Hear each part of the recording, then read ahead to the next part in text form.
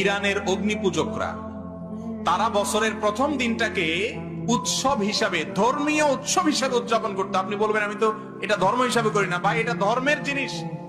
31st night উদযাপন করার এই সংস্কৃতি ধর্ম থেকে এসেছে।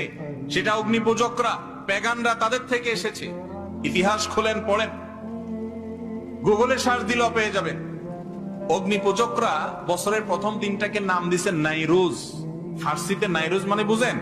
নাই মানে নতুন, রোজ মানে কি? রোজ মানে দিন, নাইরোজ মানে নতুন দিন।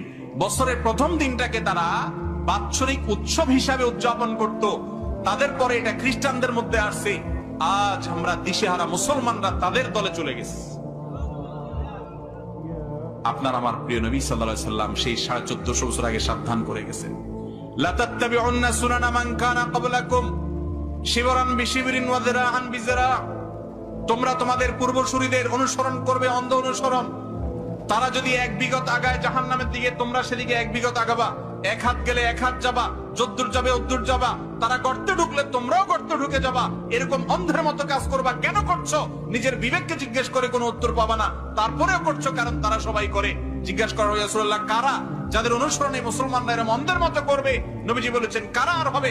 ইহুদি খ্রিস্টান কিনা জিজ্ঞাসা করা হয়েছে, তিনি বলছেন হ্যাঁ, তাদের কথাই বলছি, এছাড়া আর কারা হবে? আজকে পশ্চিমারা, ইহুদি খ্রিস্টানরা কোন কালচার, কোন সংস্কৃতি দেখাইলেই যুব সমাজ আজ আমরা হুমড়ি খেয়ে পড়ছি, লাফিয়ে পড়ছি। কেন করছি সেটা জানি না।